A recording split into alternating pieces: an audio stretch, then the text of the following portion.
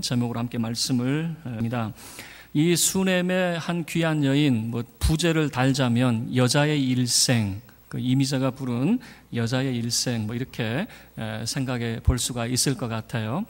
자, 우리의 인생이 무엇일까 이제 정의를 내릴 때에 아인슈타인은 이런 표현을 썼습니다. 인생은 자전거를 타는 것과 같다. 자, 이 말을 왜 했냐면은 이제 자기 둘째 아들이 연상의 여인과 사귀다가 실연을 당했습니다. 그래서 그 상처가 얼마나 컸던지 우울증을 앓게 되어졌어요. 그래서 그 아들을 격려하면서 하는 말이 쇼펜하우어와 같은 천재도 실업으로 낙심했었단다. 인생은 자전거를 타는 것과 같은데 균형을 잡으려면 끊임없이 움직여야만 한다 라고 하는 아버지가 아들에게 들려주는 그런 이야기입니다. 그렇죠. 우리 인생은 자전거 타는 것처럼 조금이라도 방심하거나 쉬게 되어지면 넘어지는 것이죠. 그래서 균형을 잡기 위해서는 끊임없이 페달을 우리가 밟아야 되는 그런 모습으로 소개를 하고 있고요. 빌 게이츠는 인생은 결코 공평하지 않다, 이 사실에 익숙해져라 라고 하는 말을 했거든요. 그러니까 인생은 공평하지 않다는 것에 익숙해져라 라고 하는 건데, 이 말을 어디에서 했냐면 한 고등학교 졸업식장에서 했어요. 아니, 고등학교 졸업식장에서 좀 좋은 말 좀 해주지. 왜 지금 이제 대학에 진출하거나 또는 사회에 진출하는 이 고등학생 이제 졸업생들에게 이런 말을 하느냐, 그 말입니다. 인생은 공평하지 않다, 이런 말을 하느냐. 사실은 빌 게이츠 같은 사람은 굉장히 성공한 사람이죠. 그가 하버드에 진학을 하고 물론 중퇴를 했죠. 자기 꿈을 위해서 이제 중퇴를 하게 되어졌지만 정말 자기 꿈을 위해서 그는 열심을 다했고 세계적으로 자우지간 성공한 인물이 되었습니다. 그러다가 그가 자기 아내와 함께 아프리카를 여행하다가 참 놀라운 사실을 발견하게 되어졌습니다. 자기는 성공을 했어요. 그런데 한 가난한 나라에서는 여전히 이 굶주림으로 죽어가는 사람이 있는 거죠. 자기 나라는 굶주림으로 죽어가는 사람이 없어요. 오히려 우리처럼 배불러 죽겠네, 이런 말을 쓰지 굶주림 때문에 죽어가는 사람이 없거든요. 또 자기 나라에서는 이미 극복이 된 그런 질병 등 콜레라나 이런 질병들이 여전히 아프리카에서는 만연하고 있는 그런 모습. 그래서 이 가난한 나라에서 이 수많은 사람들이 굶주림과 또 질병으로 죽어가는데 대부분이 이 어린 아이들이라고 하는 거죠. 그 모습을 바라보면서 자기의 꿈을 이루기 위해서, 성공을 위해서 그렇게 부단히 살아왔는데, 그리고 자기 자신만 위해서 살아왔겠죠. 그러다가 세상을 돌아보니 세상은 공평하지 않더라. 그가 하는 말은 핵심은 이겁니다. 주변을 돌아보세요라고 하는 거예요. 우리 주변을 돌아보면 내가 내 꿈을 위해서 열심히 달려오지만 우리 주변에는 연약하고 여전히 불공평한 세상 가운데서 신음하는 사람들이 많이 있습니다. 이것을 들려주려고 했던 것 같아요. 그래서 이 사연을 모르면 고등학생들에게 인생은 불공평하단다, 좀 뭐라 그럴까요? 좀 무책임한 그런 말일 수도 있지만 사연을 알고 들으면 의미심장한 이야기를 전해준 것이죠. 어쨌든 인생은 획일적이지 않아요. 변화무쌍하고 여전히 많은 도전과 응전이 우리 인생 가운데 있습니다. 이런 변화무쌍한 인생을 이제 어떻게 표현할 수 있을까라고 봤더니 한번 한 3가지 정도로 정리를 할 수 있을 것 같아요. 우리 인생은 생로병사. 우리 인생은 태어나고 그리고 늙고 병들고 죽는, 이것을 피할 인생은 아무도 없죠. 그래서 생로병사. 그리고 2번째는 희로애락. 기쁜 때도 있고 슬픈 때도 있고 화날 때도 있고 즐거울 때도 있는 그런 희로애락의 감정들을 느끼게 되어지고, 이제 마지막 3번째는 우리가 세옹지마라고 하는 것을 알죠. 세옹지마라고 하는 것은 늘 우리 인생에 좋은 일만 있는 것이 아니고 또 나쁜 일만 있는 것이 아니고 복이 되었다가 화가 되었다가 복이 되었다라고 하는 우리 인생의 그런 모습인데, 오늘 이 수넴의 한 여인을 3가지, 생로병사 그리고 희로애락, 세옹지마, 이 3가지로 함께 이 여인의 인생을 우리가 살펴보도록 하겠습니다. 사실 이 수넴의 한 여인, 도대체 어떤 여인이길래 이렇게 길게 소개가 되어져 있어요. 그냥 한두 마디 하고 넘어가면 좋으련만 이 사연을 아주 자세하게 소개를 하고 있거든요. 그만큼 비중 있게 이 여인을 다루고 있는 겁니다. 8절부터 37절까지 아주 긴 이야기를 소개를 하고 있습니다. 여러분 기억을 하셔요. 열왕기라고 하는 것은 왕들의 이야기예요. 그 왕들의 이야기에 선지자 이야기가 소개가 되고 있는데 그 선지자 이야기 속에 한 여인의 이야기가 이렇게 길게 소개가 되고 있다라고 하는 겁니다. 자, 그러면 8절 말씀을 보면 수넴의 한 귀한 여인이라고 하는 거예요. 수넴이라고 하는 것은 이 엘리사가 갈멜산에 이제 주로 거주를 하게 되어지는데 갈멜산에 가기 위해서 거쳐야 될 마을이 바로 이 수넴이라고 하는 마을입니다. 어느 날 이 귀한 여인이라고 하는 것은 좀 부유한 여유 있는 그런 여인이었어요. 엘리사가 그 마을로 지나갈 때에 그 여인의 마음에 이 선지자를 대접하고 싶은 마음이 있었어요. 그래서 그냥 가겠다라고 하는 것을 간권해다가 내 집에서 꼭 식사를 하고 가셔야 됩니다. 그 여인이 그렇게 강권을 했어요. 그런데 그게 계기가 돼가지고 이 엘리사는 수넴을 지날 때마다 그 여인의 집에 들려서 꼭 식사를 하고 이제 가게 되어지는 거예요. 그런데 한 번은 또 이 여인이 생각할 때 좀 뭔가 더 해주고 싶은 그런 마음이 있었던 것 같아요. 왜냐하면 뭐 이런 경우도 있을 수 있겠죠. 밤이 뉘어 이제 해가 이제 져가고 있는데 이제 식사만 하고 급히 이제 엘리사가 일어나는 겁니다. 그래서 이 엘리사 선생님이 식사만 할 것이 아니라 우리 집에 쉬었다 갈 수도 있었으면 좋겠다. 이제 그런 마음이 들었나 봐요. 그래서 남편에게 간청을 합니다. 이 하나님의 사람이 우리 집에 식사만 하실 것이 아니라 쉴 공간도 마련을 해드립시다. 우리 옥상에다가 자그마한 방을 만들어 가지고 거기에 침대도 놓고 의자와 그리고 책상도 놓고 거기에 촛불도 놔가지고 우리 하나님의 선지자가 우리 집에 오실 때마다 편히 쉬어 가실 수 있도록 그렇게 좀 해드립시다. 그래서 이제 준비를 다 했던 것 같아요. 그런데 엘리사가 그 여인의 그 마음이 얼마나 참 감사합니까? 그러죠? 여러분의 손주들이 또는 여러분의 자녀들이 어렸을 때 그 선물 조그마한 것, 그렇죠? 그게 몇 대단하겠습니까? 그런데 무엇이 우리를 감동시킵니까? 그 마음이 감동하는 것 아니겠습니까? 그래서 엘리사가 너무 그 마음이 고마운 거예요. 그래서 자기 사환 게하시가 있습니다. 그 게하시에게 그 여인을 불러와라 그랬어요. 그리고 이제 직접적으로 이야기를 하면 좋겠는데 간접적으로 이야기합니다. 자기 사환을 통해서 대화를 주고 받는 그런 모습을 보여주고 있거든요. 자기 사원을 통해서 이렇게 이야기하는 거예요. 또 그렇게 나를 위해서 이렇게 세심하게 배려를 하는데 너무너무 감사하다. 그리고 내가 왕과 이 군대 장관들을 내가 알고 있는데 그리고 너의 남편을 보니까 덕망 있는 사람이고 참 인격적으로 내가 볼 때 칭찬받을 만한 사람인데 네가 부탁만 하면은 내가 왕이나 또는 군대 장관에게 내가 소개를 시켜주마. 그래서 높은 지위에 올라갈 수 있도록 내가 추천을 해주겠다. 그 감사한 마음에 그렇게 제안을 하는 것이에요. 오죽이나 감사했으면 그러겠습니까? 그러니까 엘리사가 자기가 할 수 있는 것을 자기도 해주겠다라고 하는 것이죠. 그런데 여인은 참 겸손해요. 거절합니다. 그러실 거 없습니다. 저는 그냥 이렇게 선생님을 대접하는 것만으로도 나는 감사하니까 됐습니다 라고 하는 거죠. 그럴 때 이제 사환이 엘리사에게 이야기하는 거예요. 선생님, 이 가정에 보니까 이 가정에 필요한 것이 뭔지 저는 알 것 같습니다. 그래 뭐야? 한번 이야기를 해봐. 이 가정에 저 남편이 나이가 많고 그런데 이 가정에 아들이 없습니다. 그래? 이 가정에 지금 아들이 필요한 거죠. 그래서 그래 그 여인을 빨리 불러와봐. 그랬더니 이제 문 앞에 여인이 서 있는 거예요. 그래서 엘리사가 그렇게 이야기합니다. 너 지금 자녀가 없지? 내년 이맘때에 너 아들을 낳을 것이야. 이렇게 이야기를 해주는 거예요. 그러니까 여인이 아이고 참 어떻습니까? 아마 포기한 지 오래였던 것 같아요. 남편도 나이가 많고 자기도 이제는 아이를 낳을 수 있을 거라고 하는 생각을 접은 지가 꽤 오래됐나 봐요. 그래서 뭐라고 답변하냐면 아니 하나님의 사람도 농담을 다 하십니까? 저에게 농담하지 마세요. 이제 이렇게 이제 넘겼단 말이에요. 그런데 한 해가 지나가고 엘리사가 말한 그쯤 돼가지고 애를 낳게 되어졌어요. 얼마나 감사한지. 정말 이 여인은 선지자를 대접하다가 하나님의 사람을 대접하다가 그 가정의 근본적인 문제가 해결되어지는 역사를 경험을 하게 되어지는 거죠.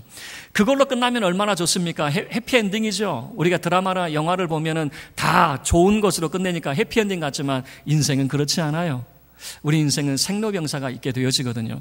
이 아이가 자랐습니다. 아직 성인은 아니고 아직은 어린 아이였던 것 같아요. 이 아이가 한 번은 한 오전쯤 되어졌겠죠. 아버지가 그리고 일꾼들과 함께 밭에 나가서 추수를 하고 있는데 그게 구경하고 싶었나 봐요. 그래서 그 아버지에게 갔어요.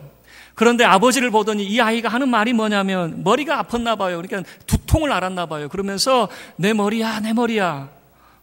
막 그렇게 이 신음을 하는 거예요. 그러니까 머리가 얼마나 아팠던지 이 아이가 두통을 호소하면서 아이고 머리 아파 죽겠네 막 이러는 거예요.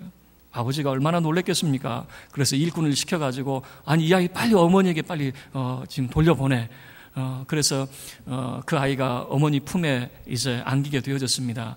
얼마나 아팠는지 이 아이가 오전 내 어머니 무릎 위에 앉아 있다가 한 정오쯤 돼가지고 죽어버렸어요. 이게 이 가정의 생로병사의 그런 모습이었습니다.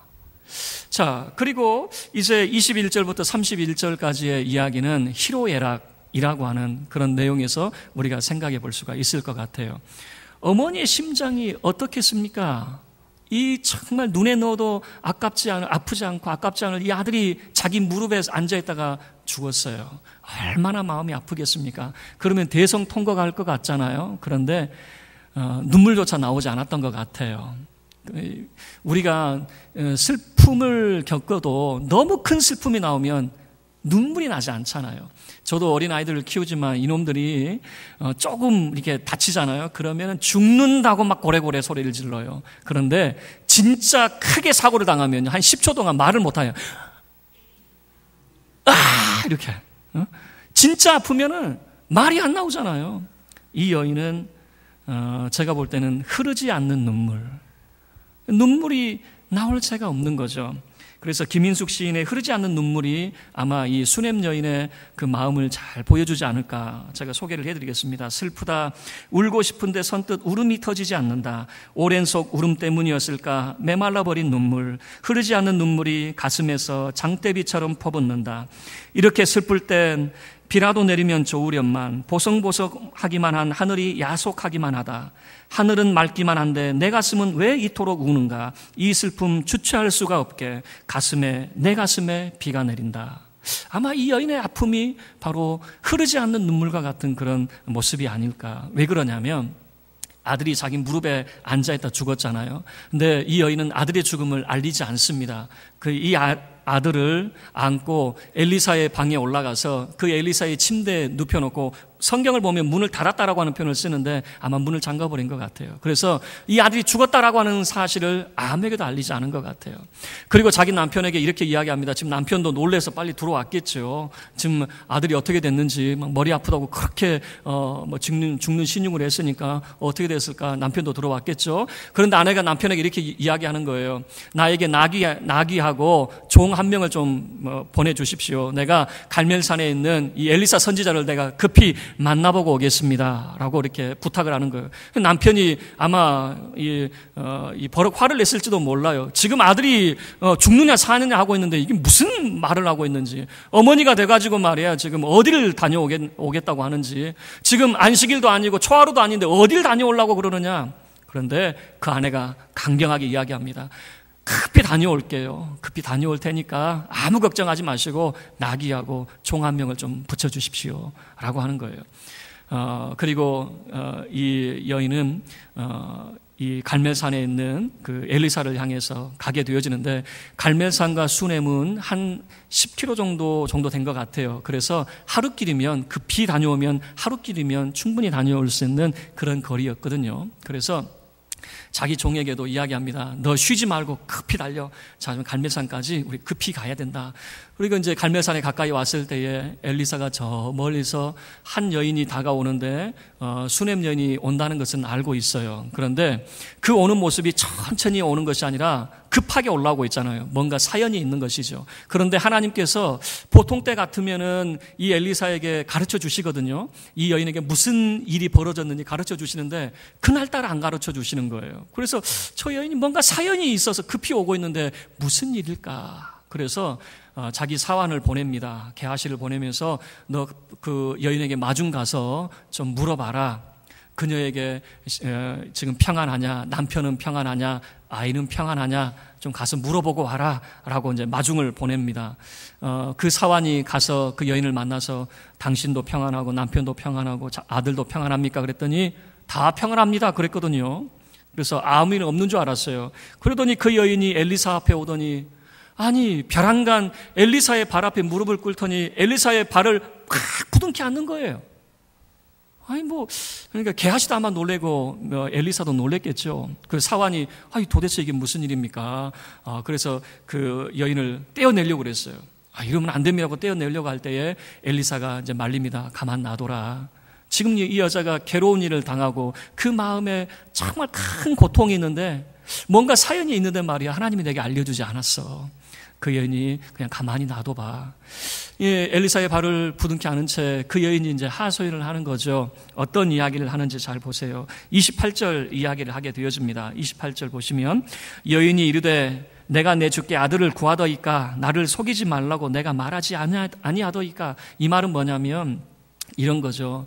아들이 없어서 정말 마음고생하는 거, 그리고 속상한 일 당하는 거, 그것보다도 아들을 잃어버린 고통이 너무 큰 거예요. 그래서 차라리 이 아들을 내가 낳지 않았으면 더 좋을 뻔했습니다라고 하는 표현을 이렇게 하고 있는 겁니다. 이 말은 뭐냐면 28절 이야기는 그러니까 내 아들이 죽었습니다 그 말이에요. 그래서 엘리사도 깜짝 놀랐겠죠. 그래서 자기 사환에게 자기 지팡이를 건네주면서 너 말이야 지금 당장 이 수넴 여인의 집에 가서 그 아들 얼굴에 이 지팡이를 올려놔. 가는 도중에 네가 어떤 사람을 만나더라도 절대 인사하지 말고 곧장 그 여인의 집에 달려가서 그 아이 위에 이 지팡이를 올려놔야 돼 라고 사안을 보냅니다. 그런데 이 여인이 엘리사를 놓지 않아요. 하나님 앞에 맹세하면서 당신이 나와 함께 해야 됩니다. 당신이 나와 함께 해야 됩니다 라고 이야기하는 거예요. 그래서 엘리사가 그 여인과 함께 이제 수넴 그 여인의 집으로 함께 내려가게 되어지는 겁니다. 여러분, 희로애락이라고 하는 거예요. 우리에게는 기쁜 일도 있지만 우리 인생 가운데는 말할 수 없는 고통과 슬픔의 일을 우리는 겪을 수 있다라고 하는 것이에요.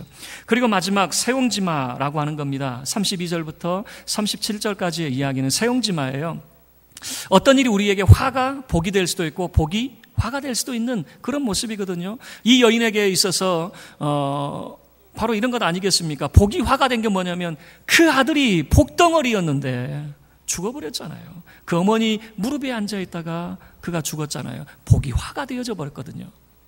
그리고 지금 엘리사와 함께 그의 집에 갔잖아요. 그의 집에 갔을 때에 먼저 그 집에 도착했었던 사환이 이야기합니다. 선생님, 제가 선생님의 지팡이를 이 아이 얼굴 위에 올려놓았는데 아무 인기척이 없습니다. 이 아이는 죽었습니다. 그렇게 이제 대답을 했겠죠. 그래서 엘리사가 다 내보내고 자기 홀로 남았습니다. 문을 걸어 잠그고 하나님 앞에 기도합니다. 정말로 하나님 앞에 간절히 기도했겠죠. 그 아이가 살아날 수 있도록. 그리고 엘리사가 했던 것은 뭐냐면 아이 눈 위에 자기의 눈을, 아이 입에 자기의 입을, 아이의 손에 자기의 손을 마주대고 그 아이 위에 올라타는 거예요. 그리고 한참 있었더니 아이의 살이 차츰차츰 따뜻해지는 거예요. 아이가 살아나고 있는 거죠. 그리고 난 다음에 엘리사가 이제 내려와서 온 집안을 아마 조용하게 거닐었던 것 같아요. 사방을 조용하게 묵상하면서 거닐었던지 이제 두 번째 다시 그 아이 위에 눈과 눈을 마주대고 입과 입을 마주대고 손과 손을 마주대며 그 아이 위에 올라탔어요. 그런데 이 아이가 7번 재채기를 하더니 살아난 거예요. 그리고 엘리사가 이제 여인을 부릅니다. 그리고 이 아이를 데리고 가라. 이런 일들이 벌어지는 거죠. 복이 화가 되고 화가 복이 되는 역사가 이 가정에 나타나게 되어졌던 것이죠. 말씀을 마치도록 하겠습니다. 우리는 수넴의 한 여인의 사건을 통해서 여자의 일생 또는 우리 인생을 우리가 보게 되어져요. 우리 인생이 다 그런 것 아니겠습니까? 생로병사를 지날 수 있는 사람이 없어요. 모든 사람은 생로병사를 다 겪게 되어져 있습니다. 뿐만 아니죠. 모든 사람들이 다 희로애락이 있어요. 기쁨만 있는 것이 아니라 슬픔을 경험할 때도 있어요. 좋은 일만 있는 것이 아니라 나쁜 일도 있어요. 세옹지마와 같은 그런 일들이 있어요. 그런데 여러분, 성경이 우리에게 보여주는 것은 뭐냐면 이겁니다. 이 여자가 선지자를 극진히 대접했을 때 그 인생의 근본적인 문제가 해결이 되어졌어요. 그 여자가 했던 게 뭡니까? 그저 식사 대접하고 잠자리 제공했던 것밖에 더 있습니까? 선지자를 극진히 대접했을 때 그 가정의 근본적인 문제가 해결되어졌네요. 그걸로 끝나지 않았어요. 자기의 사랑하는 아들이 자기 무릎에서 죽는 것을 그는 보아야 됐어요. 그런데 어떻게 되어집니까? 성경에서는 이런 모습을 보여주는 거예요. 그 여자가 붙들었던 것이 무엇입니까? 선지자의 발을 부둥켜 안았어요. 선지자의 발을 부둥켜 안았는데 나중에 죽었던 아들을 그 품에 안는 여인의 모습을 여러분 생각해 보세요. 그녀가 할 수 있었던 것은 다른 게 아니었어요. 그저 선지자의 발을 부둥켜 안았을 뿐인데 죽었던 아들이 살아나서 자기 품에 안기는 이런 놀라운 역사를 그가 경험을 하게 되어지는 거죠. 성경이 우리에게 이것을 보여주고 있어요. 우리는 하나님 앞에 이렇게 기도를 합니다. 또 우리는 이렇게 하나님 앞에 구하게 되어지는데 하나님께서 우리 인생에 여러 가지 문제가 있고 여러 가지 물음에 하나님께서 우리에게 답을 해주시고 우리 안에 해답이 있기를 바라는 거예요. 내가 다 해결할 수 있는 능력이 있었으면 병도 고치고 귀신도 쫓아내고 뭐 이런 것들이 우리 가운데 있었으면 얼마나 좋을까 이런 생각을 하게 되어지는 거죠. 여러분 그런데요, 여러분 그걸 아셔야 돼요. 하나님께서 우리에게 해답을 주셔도 우리는 그것을 풀 수 있는 능력이 없다는 사실이에요. 어린 초등학교 1학년에게 미적분 방정식을 그 원리를 가르쳐주고 풀어봐라. 풀 수 있을 것 같아요? 알아도 못 푸는 거예요. 우리 인생은 그래요. 하나님이 우리에게 어떤 능력을 주셔도 마찬가지입니다. 우리는 하나님이 우리에게 능력을 주시고 해답을 주셔도 풀 수 있는 능력이 우리에게 없어요. 그러면 어떻게 해야 됩니까? 여러분, 우리 인생의 그 문제의 해답은 하나님 그분이셔요. 여러분, 이 말은 무슨 말이냐면 이런 거예요. 하나님이 우리 인생의 해답이라고 하는 것은 이렇게 표현하는 거예요. 다윗은 하나님은 나의 목자로 소개하고 우리는 그의 양으로 소개를 하게 되어집니다. 목자가 그 양을 인도하게 되어집니다. 그 양은 정말 원치 않는 길을 걸어야 돼요. 사망의 음침한 골짜기를 걸어야 돼요. 그런데 그 길을 지나고 나면 우리가 원하는 쉴만한 물가와 푸른 초장이 기다리고 있다는 사실이에요. 하나님이 우리의 목자가 되사 우리를 인도하게 되어지면 우리 인생의 참된 문제가 해결되어진다라고 하는 사실을 보여주고 있는 거예요. 그래서 우리가 기도할 때에 우리 이렇게 기도해야 돼요. 하나님이 우리의 목자가 되사 우리를 영원토록 인도하여 주옵소서. 우리 인생의 참된 문제는 하나님이 우리의 목자가 되사 우리를 인도하실 때에 우리 인생의 문제에 대해서 그 물음에 대해서 참된 해답을 얻게 되어진다라고 하는 사실이에요.